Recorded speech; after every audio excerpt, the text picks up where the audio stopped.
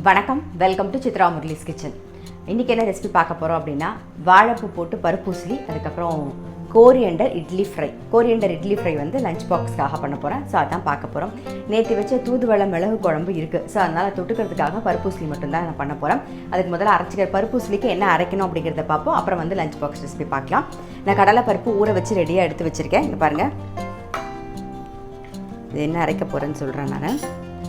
இஞ்சி, காரத்துக்கு வர மிளகா, கொஞ்சம் பெருங்காயப்பொடி, கொஞ்சம் மஞ்சப்பொடி, தேவையான உப்பு, ஊற வச்ச கடலைப்பருப்பு. பருப்பு உசிலிக்கு வந்து கடலைப்பருப்பு தோரம்பருப்பும் போட்டுக்கலாம், இல்லை கடலைப்பருப்பு மட்டும் போட்டுக்கலாம். அது நம்மளுடைய விருப்பம். ஆல்ரெடி நான் வந்து இந்த பருப்பு உசிலி பண்ணி காமிச்சிருக்கேன். இருந்தாலும் இன்றைக்கி பண்ணுறதுனால நான் உங்கள் கூட வந்து ஷேர் பண்ணிக்கிறேன். அவ்வளோதான். இப்போ அரைச்சின்னு வந்துடுவோம். நம்ம பருப்பு உசிலிக்கு அரைச்சாச்சு. கடாயில் எண்ணெய் விட்டுருந்தோம், அதுவும் காஞ்செடுத்து நம்ம தாளிச்சிடலாம். கடுகு, கொஞ்சம் உளுத்தம்பருப்பு, கருவேப்பிலை,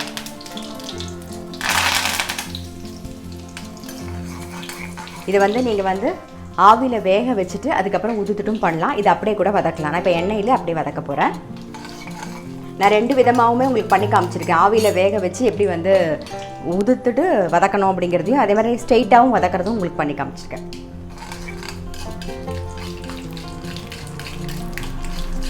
சேர்த்துருவோம்.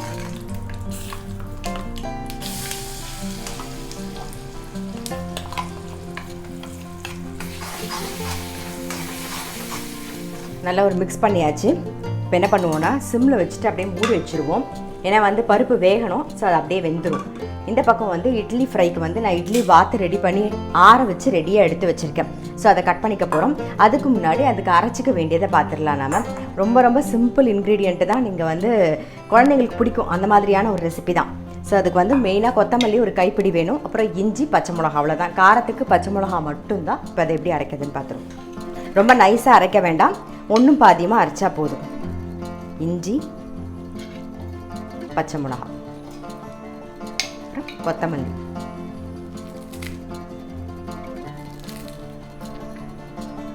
அரைச்சின்னு வந்துடுவோம். கொத்தமல்லி, இஞ்சி, பச்சை மிளகா அரைச்சாச்சு. இங்கே பாருங்கள், ரொம்ப நைஸாக இருக்காது, இந்த மாதிரி கோர்ஸாக தான் அரைச்சிக்கணும். அதுக்குள்ளே இந்த பக்கம் நம்ம மூடி வச்சுருந்தோம் இல்லையா பருப்பு உசிலிக்கு, அதுவும் வெந்திருக்கும். ஒரு வாட்டி கலரி விட்டு திருப்பி மூடி வைப்போம்.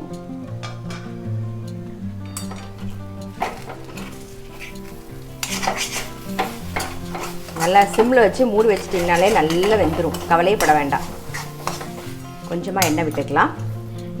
நீங்கள் வந்து வேக வச்சுட்டு போட்டிங்கன்னா எண்ணெய் வந்து ரொம்ப கம்மியாக செலவாகும். இந்த மாதிரி நம்ம வதக்கும் போது கொஞ்சம் எண்ணெய் கூட ஆகும், ஆனால் நல்லா டேஸ்ட்டாகவும் இருக்கும். ஸோ அதனால் இப்படியும் ட்ரை பண்ணலனாலும் கண்டிப்பாக ட்ரை பண்ணி பாருங்கள். மோஸ்ட்லி எல்லோரும் பண்ணுறது தான்.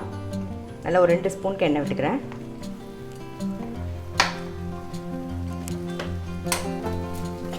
அப்படி வதக்கிட்டு திருப்பி மூடி வச்சுருவோம், வேகணும்.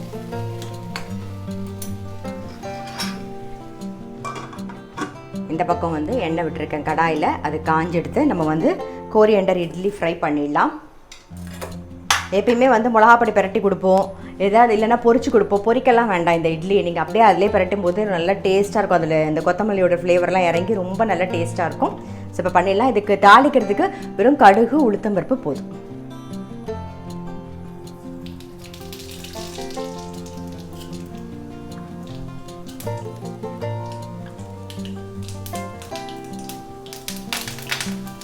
கொஞ்சமாக பெருங்காயம்,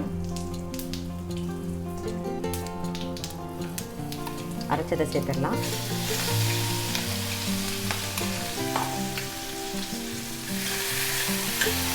இதில் வந்து தேவையான உப்பு சேர்த்துக்கலாம். அப்புறம் கொஞ்சம் கலர் மாறாமல் இருக்க சர்க்கரை, கொஞ்சம் மஞ்சள் பொடி. உப்பு இருக்கும். ஆமாம், இட்லிலையும் கரெக்ட், இட்லிலே உப்பு இருக்கும். அதனால இதில் போடும்போது பார்த்து போட்டுக்கோங்க. கலர் மாறாமல் லைட்டாக ஒரு வதக்க போகிறோம், அவ்வளோதான்.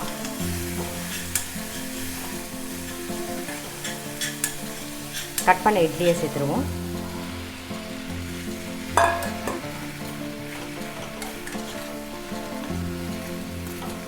நல்லா மிக்ஸ் பண்ணியாச்சு. ஆஃப் பண்ணிவிட்டு லெமன் புழிஞ்சிடலாம். ஒரு அரை மூடி லெமன் புழிஞ்சிருவோம்.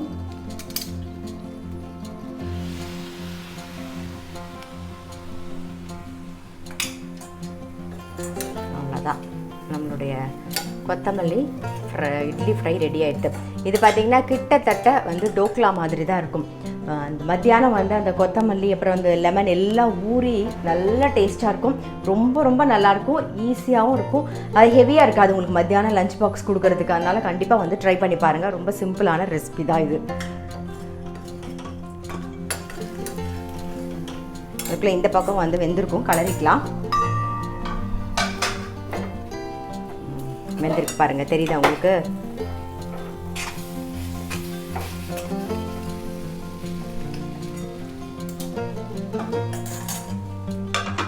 வெந்துட்டான்னு பார்க்கலாம். நல்லா வெந்தெடுத்து. ஸோ இந்த பக்கம் வந்து வாழைப்பூவை நல்லா ஆஞ்சிட்டு அலம்பிட்டு கட் பண்ணி கொஞ்சம் உப்பும் மஞ்சள் பொடியும் போட்டு வேக வச்சு ரெடியாக எடுத்து வச்சுருக்கேன். ஸோ இதில் உப்பு போட்டிருக்கிறதுனால இதில் பார்த்து உப்பு போட்டிருக்கேன், அப்போ தான் வந்து மிக்ஸ் பண்ணும்போது கரெக்டாக இருக்கும் அப்படின்னு சொல்லிட்டு. நல்லா வெந்தெடுத்து இதுங்க இன்னும் கொஞ்சம் நேரம் அப்படியே விட்டிங்கன்னா இன்னும் கொஞ்சம் நல்லா உதிராக நல்லா வரும். நமக்கு இந்த ஸ்டேஜ் எங்களுக்கு போதும், ஏன்னா அதோட சேர்ந்து வரும்போது தான் நிக்கிலுக்கும் அவருக்குமே ரொம்ப பிடிக்கும். அதனால் நான் அப்படி தான் பண்ணுவேன் நான். இங்கே பாருங்கள், நல்லா இருக்குது, இந்த மாதிரி நல்லா வெந்து வந்துடுது வரேங்க. அவ்வளோதான். இப்போ வேக வச்ச வாழைப்பூவை சேர்த்துருவோம். அவ்வளோதான், வாழைப்பூ பருப்பு உசிலி ரெடி.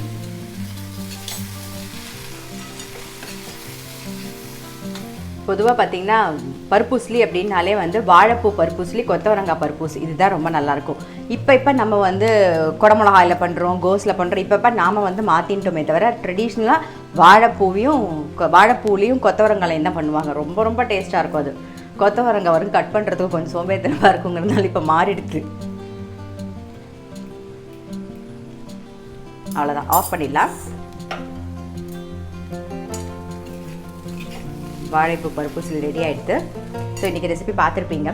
ஏற்கனவே வந்து நேற்று தூதுவளை மிளகு குழம்பு பண்ணது கொஞ்சம் மிச்சம் இருந்ததுனால நான் வந்து அதை தொட்டுக்கிறதுக்கு வாழைப்பூ பருப்பு உசிலியும் டிஃபன் பாக்ஸ்க்கு வந்து கோரியண்டர் இட்லி ஃப்ரையும் பண்ணியிருக்கேன். கண்டிப்பாக ட்ரை பண்ணி பாருங்கள், உங்கள் பசங்களுக்கு ரொம்பவே அது ரொம்ப பிடிக்கும். ரொம்ப சிம்பிளான ஒரு டிஃபன் பாக்ஸ் ரெசிபி தான், டெஃபினட்டாக ட்ரை பண்ணி பாருங்கள்.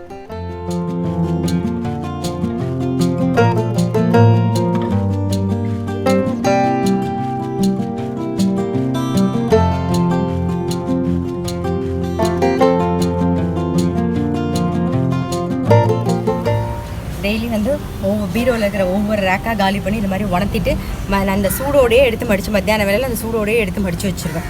ஸோ இப்போ இப்படியே இங்கேயே மடித்து அழகாக கொண்டு போடுவேன் பாருங்க. சுடிதாரும் அதே மாதிரி ஒரு ஃபுல் செட்டு காய வச்சுருக்கேன் கீழே.